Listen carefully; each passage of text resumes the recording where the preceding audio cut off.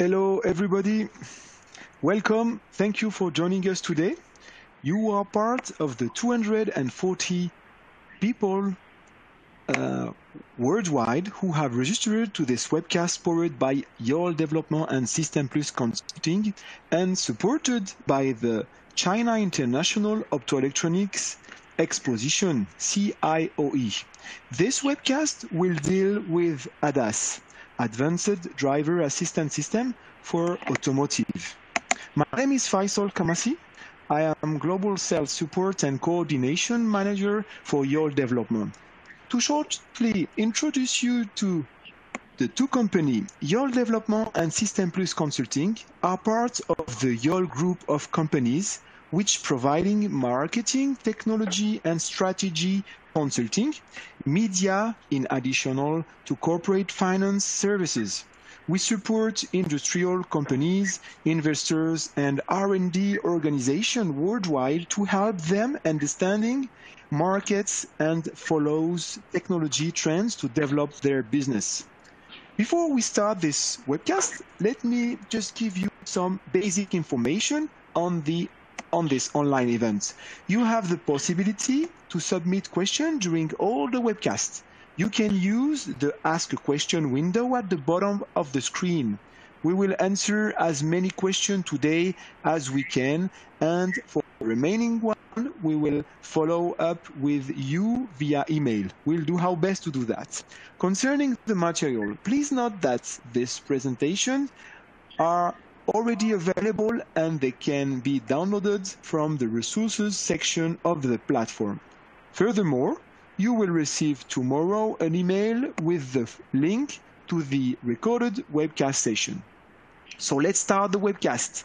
I'm pleased to welcome Pierrick Boulay, Market and Technology Analyst at YOL and specialist of the solid-state lighting industry, and also Wilfried Theron, Electronic System Department Director at System Plus Consulting. So let's begin with you, Pierrick. Hello, thank you, Faisal, for the introduction. Hello, everyone. I am Pierrick Boulay, analyst at YOL Development. So during this webcast, I will briefly introduce the megatrends and the context related to ADAS vehicles. Then I will talk about sensors for ADAS and how the electronic architecture and computing is expected to evolve. And then I will continue by giving some insight on the related industry and market forecast. So on the next slide, you see the introduction. You see the acronym, the CASE acronym, taking over the auto industry. So the CASE acronym stands for connectivity, with comfort, safety, and entertainment taking more place in ADAS vehicles. The second megatrend is autonomous, because more and more sensors are integrated into ADAS vehicles with more computing to increase the safety and develop automated driving features. The third megatrend is linked to shared habits, so this is related to the new mobility with owning, sharing, or renting vehicles, and it will offer greater flexibility in the future. The last one is related to electric and the electrification of vehicles. So OEM have to reduce the CO2 emission. And if they don't, they will have some penalties related to the CO2 emissions. So this is also a very important topic for OEMs as well as the development of autonomous features. On the next slide, on slide 7, you see that the recent news related to ADAS, so it's acquisition, partnership, or fundraising that have been made regarding ADAS and autonomous driving. This is related to camera, radar, LiDAR, and computing. And you see that many players are developing partnership or acquiring other players.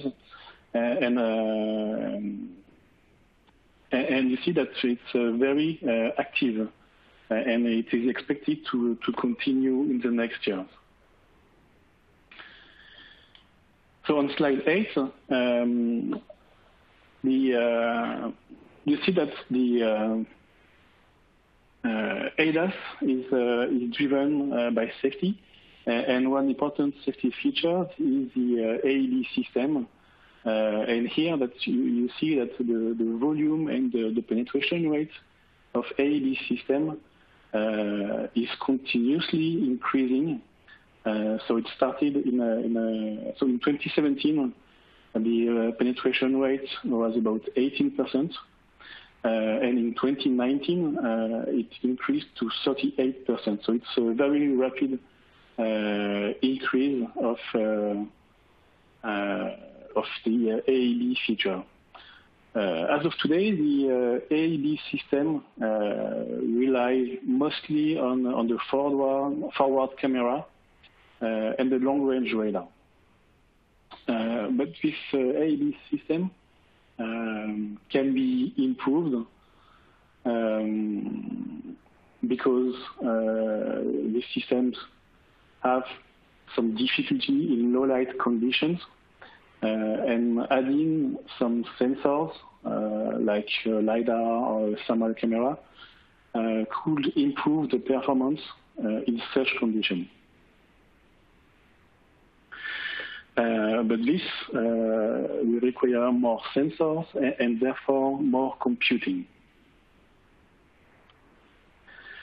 So in slide 9, in ADAS vehicles, so you see that there are a lot of sensors that are embedded. So you can find some ultrasonic sensors, cameras on the front, on the rear side, but also short-range radar or long-range radar, and even LiDAR for some cars. So this means that more ECUs will be requested, more computing power, and therefore more software will be requested to process all the data, and a more complex electronic architecture will be needed in vehicles.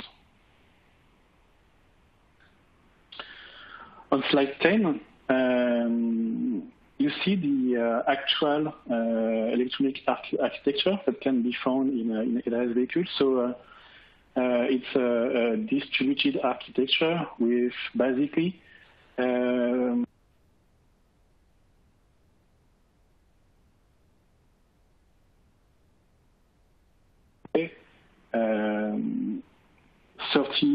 to 150 ECUs can be found in vehicles.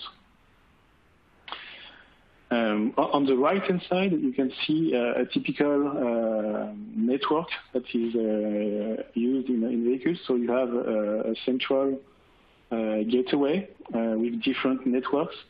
So you can find the CAN high-speed network for powertrain or chassis application.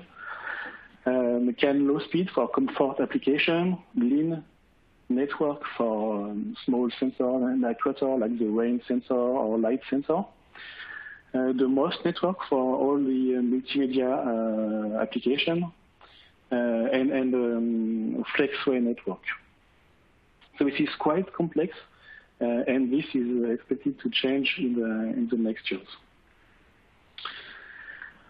On slide 11, you see the evolution of the electronic architecture. So this is a roadmap. So as of today, this is a distributed architecture. So the one function for one ECU principle is expected to evolve with the merging of some ECUs, but this will be limited to a few functions. Then we expect this architecture to evolve toward the domain centralization in 2025 with the creation of specific domain controllers. So 5 domain controllers for infotainment, comfort, powertrain, safety, and safety. And here you see that the number of ECUs is expected to decrease, and we expect 30 to 60 ECUs.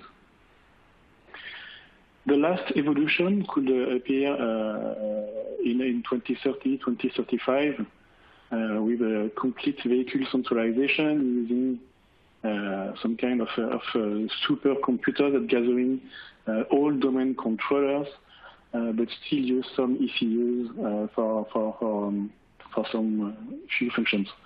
And therefore, we expect 20 to 45 ECUs in total. On slide 12, so you see the impact of this change of architecture on the sensors. So as of today, some sensors still embed some IC for pre-processing.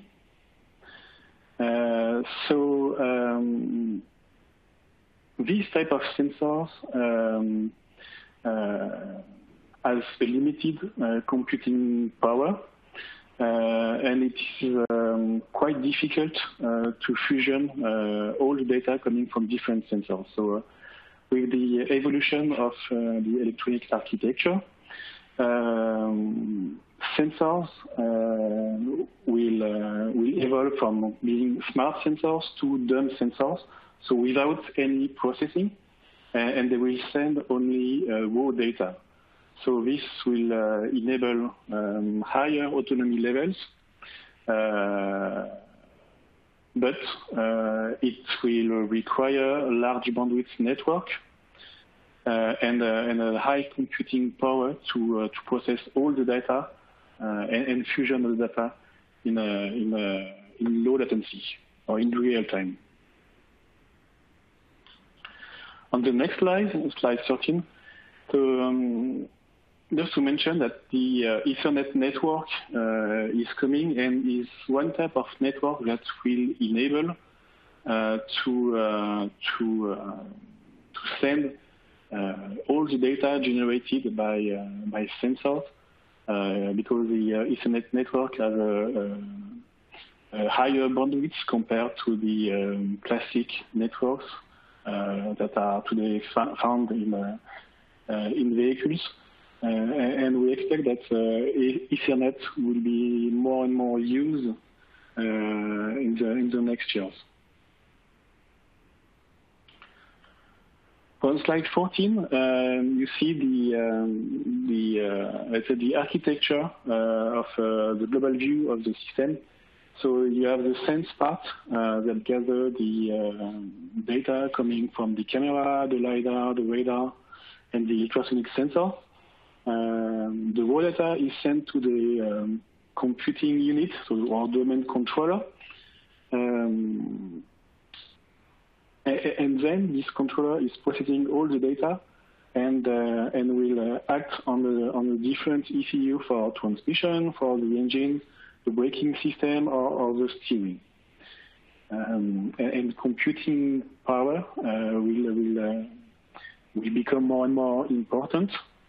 And the associated software for automated driving will become a differentiating parameter for OEMs. So next slide, on slide 15, you see that the new electronic architecture will enable data fusion for automated driving, and therefore will enable new functions. So as of today, in 2020, there are a limited number of functions, and it's using mainly the forward ADAS camera and radar. And as of today, only the ADAS camera is multi-purpose. But in the future, when we will see more centralized architecture as a domain or vehicle centralized architecture, more functionality will be developed, and they will use data coming from different sensors, and new sensors will be added for redundancy. So on the next slide, slide 16, you see that the electronic architecture is at the center of the CASE megatrend. So for the electrification, for example, you can see that some improvement can be made by new algorithm to have a better, let's say, energy management to reduce the consumption. It's the same on the connectivity with over-the-air updates or regular over-the-air updates. And on the autonomous driving system side, as more and more sensors will be integrated, it will require a new architecture, and it will demand for higher computing power and communication. And this will be also the same for shared mobility. And we see that the electronic architecture will be, let's say, an enabler for all these megatrends. On slide 17, you see the industry overview of ADAS sensor. So here I put the main industry related to camera, LiDAR, and radar. So the camera and radar industry are quite mature today, while the LiDAR industry is relatively new compared to the two others. We see that some big players are involved in the three industry, like Valeo, Continental, or ZF, for example. And we just see that for LiDAR, there are a lot of new players dedicated to this industry, and mainly startups. So on the camera industry, Denso and ZF are leaders with 19 and 80% market share. On the LiDAR industry, Valeo is today the only player, but this is expected to change with the future entry of Innoviz with BMW and Luminar with Volvo. For the radar market, Continental and Denso are leaders with 25% and 16% market share respectively. And on the AEB computing hardware, this market is led by Mobileye with 53% market share in volume, followed by Xilinx with 20% market share. The next slide, slide 18, you see the supply chain of sensors used in the Audi A8. So these are the main sensors for the AD, the front ADAS camera, the long-range radar, and the LiDAR. So the LiDAR is supplied by Valeo, the long-range radar supplied by Bosch, and the front camera is supplied by Aptiv. And all these sensors, these three sensors, are directly linked to the ZFAS domain controller, where all the processing is done. So you see that the Mobileye chip is not inside the camera module, but inside the domain controller. And it's the same for LiDAR and radar, and all the processing is done in the ZFAS module. So I will conclude my talk on this slide to present you the global market for ADAS sensors and computing. So as of today, the global market represents $8.6 billion. This is expected to grow quite fast at 20% CAGR between 2020 and 2025. And in 2025, we expect that this market will reach $22.4 billion. And this market will still be driven by camera and radar, because they are the main sensors used in the AEB system. But you see that the LiDAR market is expected to grow very fast at 113% CAGR, which is normal because more OEMs are expected to integrate LiDAR in the next 5 years.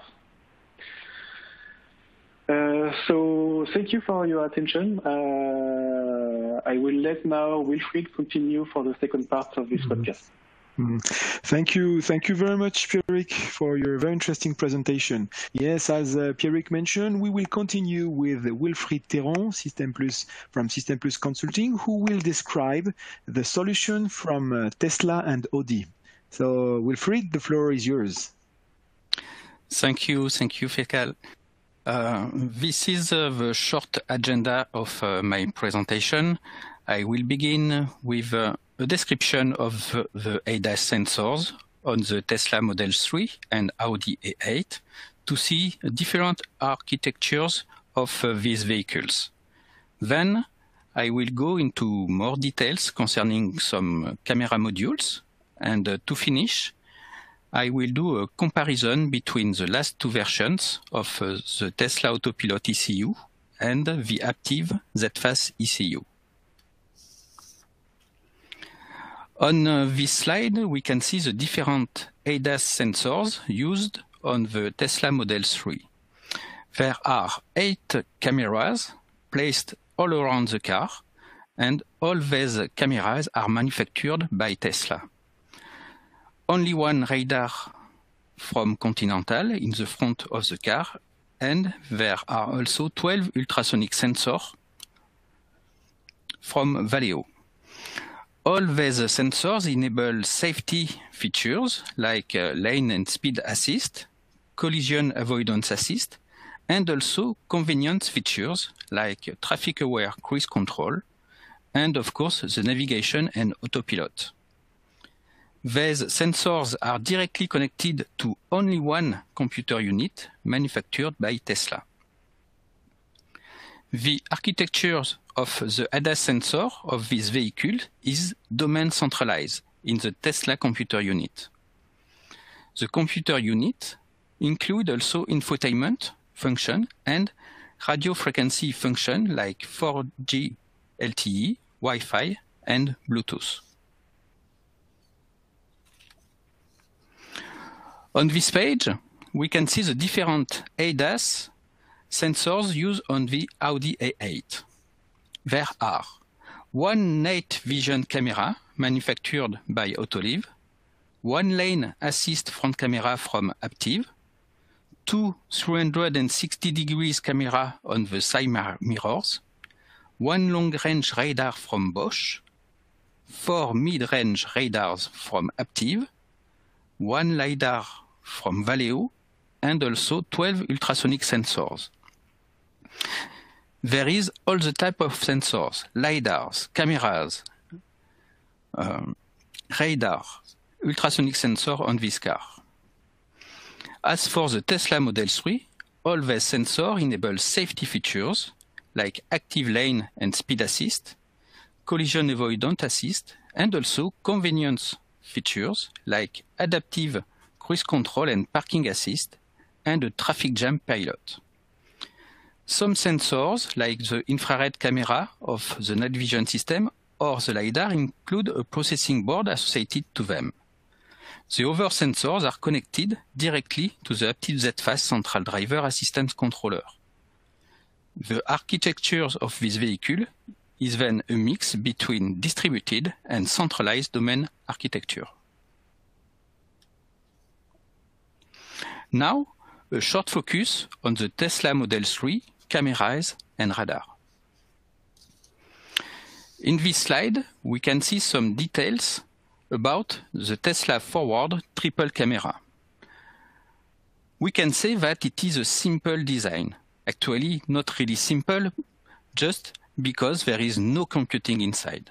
The computing is done by the centralized Tesla computer unit. The same CMOS image sensor from ON Semiconductor is used 3 times on the electronic board. And each image sensor is associated with a different lens module according to the range and angle of detection. The main detection has a range of 150 meters for an angle of 50 degrees. The narrow detection has a range of 250 meters for an angle of 35 degrees, and the wide detection has a range of 60 meters for an angle of 120 degrees. On the cross-section of the 3 lens module, cross-section that have been done by our laboratory, we can see that the build-up and the difference between the lens module to get several range and angles. Here we compare the architectures of the Tesla triple camera with the ZF SCAM4 tricam that can be found on the BMW X5.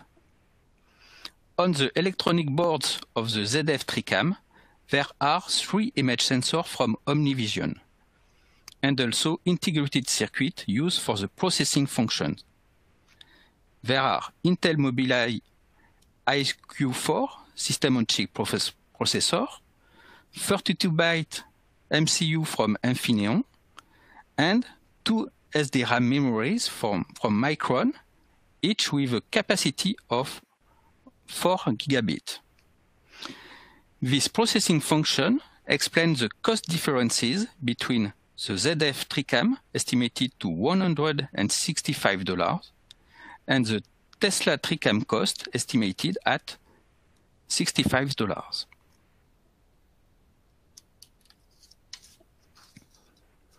Another interesting point of the Tesla Model 3 is that all the 8 cameras placed all around the car use the same CMOS image sensor from ON Semiconductor.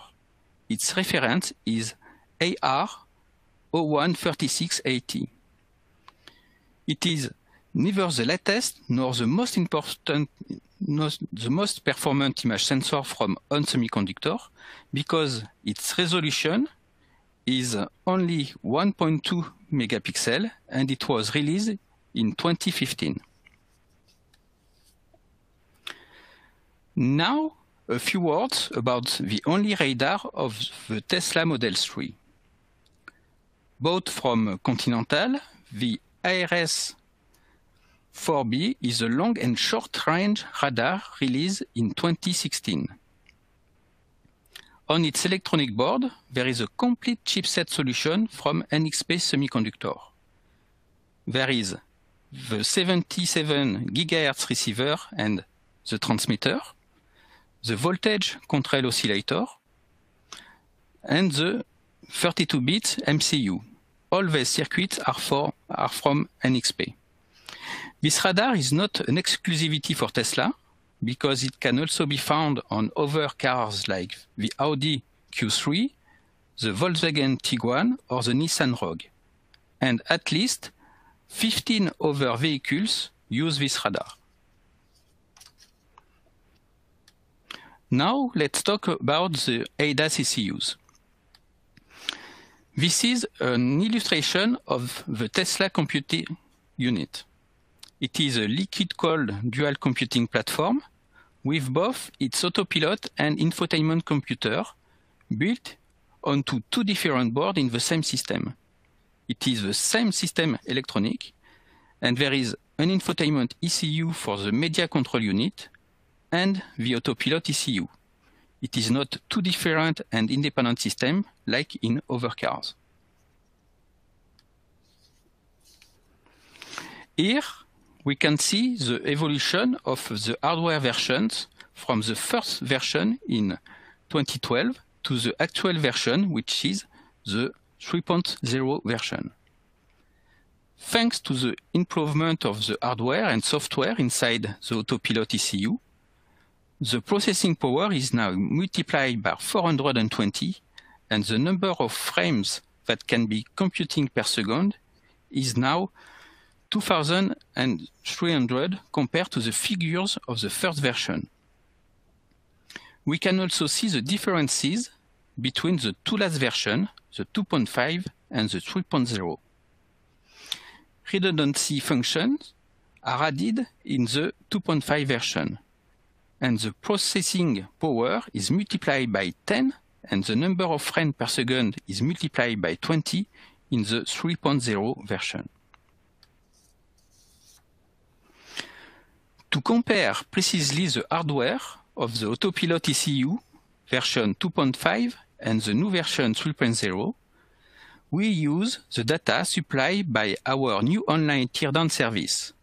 It is called reversecosting.com. Since January, a new section was added.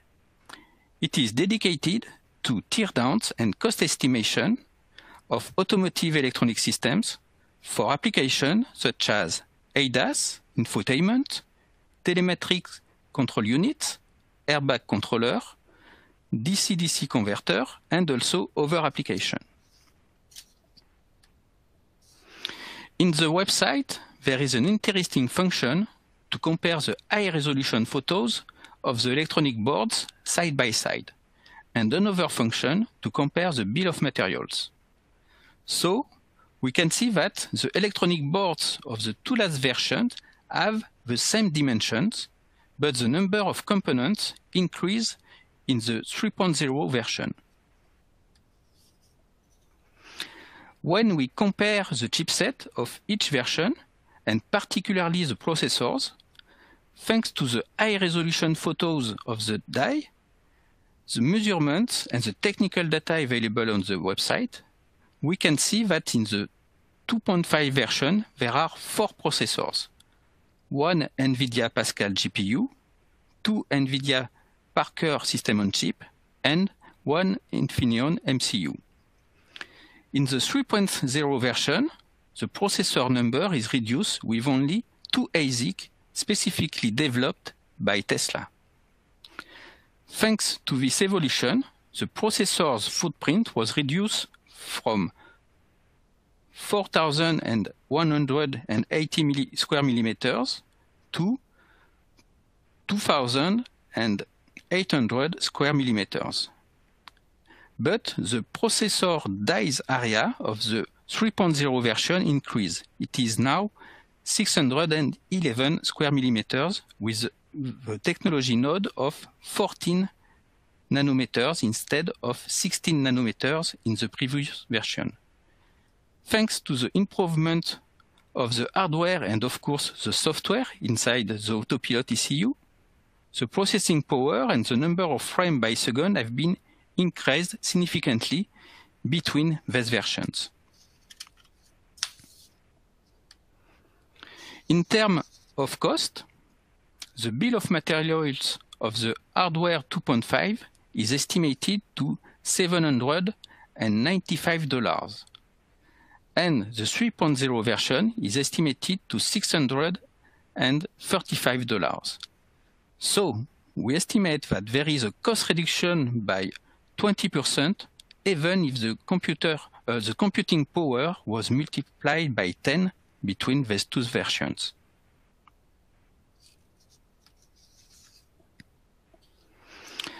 We also use the website to compare the Aptiv Z-Fast and the Audi A8 to the Tesla hardware 3.0. The Aptiv Z-Fast includes 4 main chips dedicated to specific functions. The NVIDIA Tegra K1 for traffic sign recognition, pedestrian detection, collision avoidance warning, light detection, and lane recognition. The Intel Mobileye Q3 for traffic sign recognition and 360 degrees camera imaging and processing. The Intel Altera Cyclone for object fusion, map fusion, parking pilot, pre-crash, sensor data pre-processing. And the Infineon Oryx MCU for traffic jam pilot, assistant system, matrix beam, and road graph. We can see that there is 2 times fewer components in the Aptiv ZFast than the Autopilot 3.0. For the bill of material cost, the Aptiv ZFast is estimated at $255 compared to the $400 of the Autopilot ECU board. In the ZFast, the NVIDIA chipset uses a 28 nanometer technology node. The iQ3 uses 40 nanometer technology, and the Infineon Oryx uses 65 nanometer technology node. When we compare the footprint of the processor, we can see that the footprint is slightly higher for the ZFast, but the total processor dice area is 30% higher for the Tesla Autopilot ECU. So, thank you very much for your attention. I hope this webcast was interesting for you. And now we have a short session to answer to your question. Thank you. Thank you very much, Wilfried. Very interesting presentation. We will now going to the wrap up with the Q&A session. So we will answer as many questions today as we can, and we will follow up via email for all the remaining one. And I can see that we have a lot of questions. So maybe the first one will be for you, Pierrick. What is the VCSEL percentage share in LiDARs against EEL? Thanks, Cesar, for the question. So just to put things in context, so LiDAR, for LiDAR, we can use different type of light source. So as mentioned, EEL is a light source, but other type of light source exist. So there are VCSELs, but there are also fiber lasers. Edge-emitting lasers are widely used by LiDAR manufacturers, and because they are cheap and they are largely available from suppliers. So most of LiDAR manufacturers are using edge-emitting laser at 905 nanometer. And some others are using fiber laser at 1550 nanometer, especially for long-range application. And others are using VCSELs. So when you look at the LiDAR ecosystem, there are more than 70 LiDAR manufacturers. And we have seen that, I'd say, less than 10 are using VCSELs for LiDAR, either for ADAS application or for robotic application.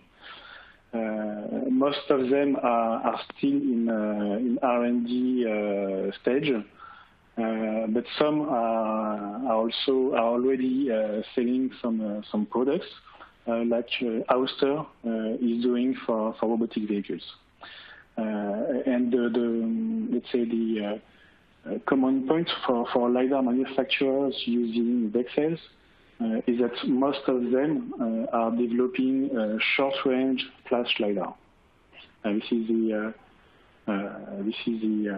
let's say the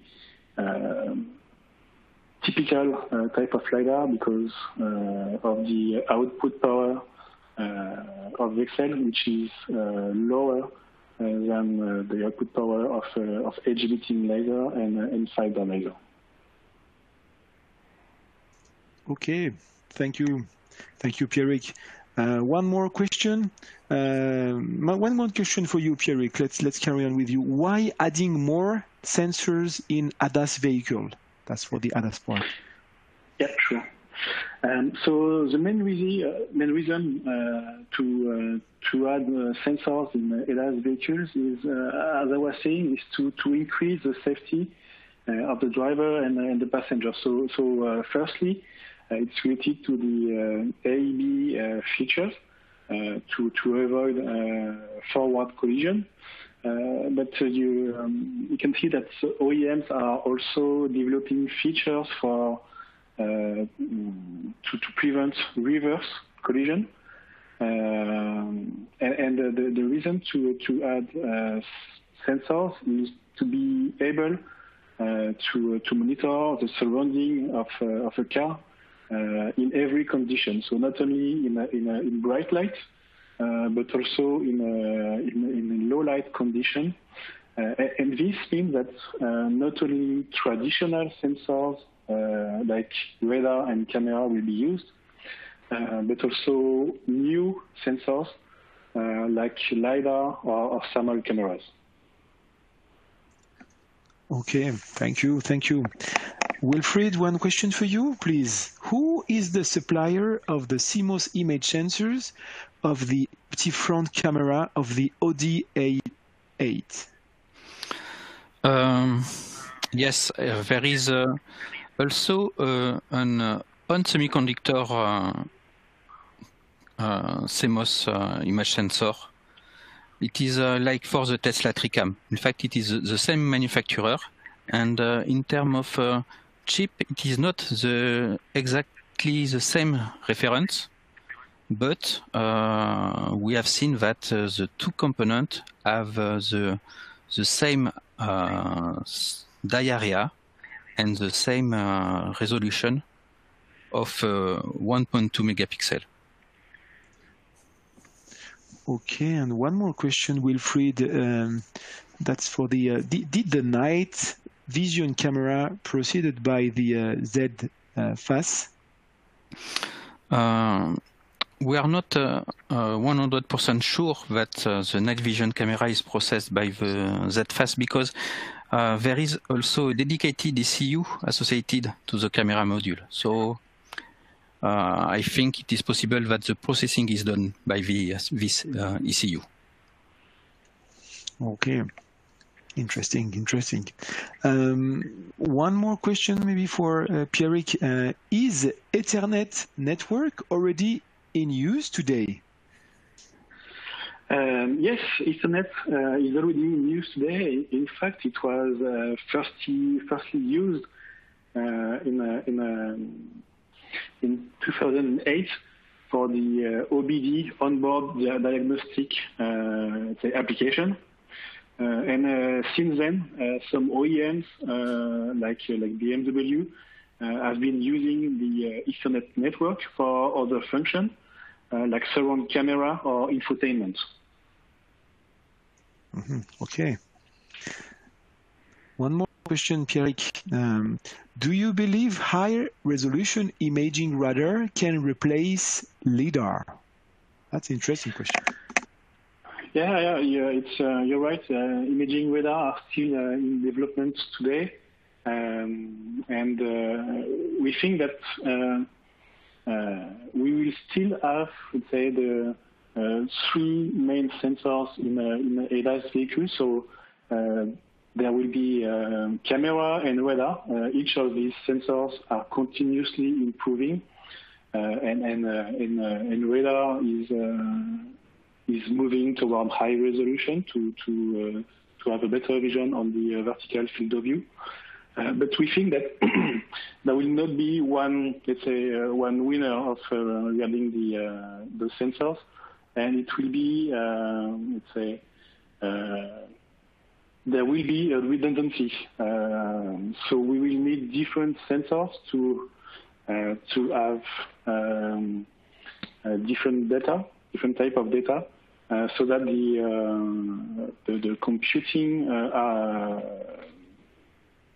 let's say the computing part can process or fusion all the data from the different sensors and have a precise view of the surrounding.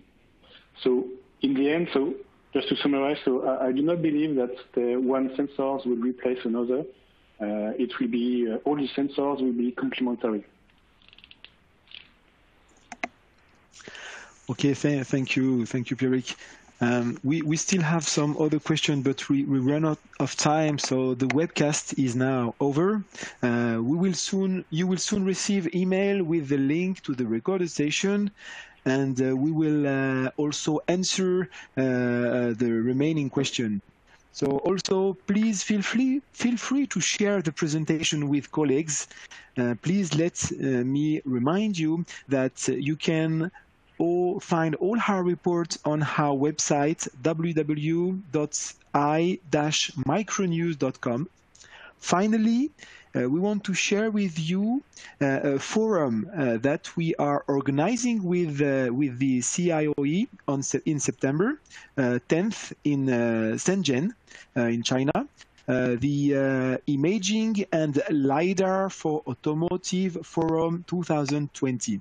The registration is à la carte, as you can attend the event online or on site. Meet and discuss with the key players of the industry. You will find more details at the link provided. So do not hesitate to contact us if you have additional questions. You can find our contact details on the last slide of the presentation. Thank you very much, everybody. Thank you, Pierrick and Wilfried, and thank you, everybody, for joining us today, and have a great day. Bye-bye.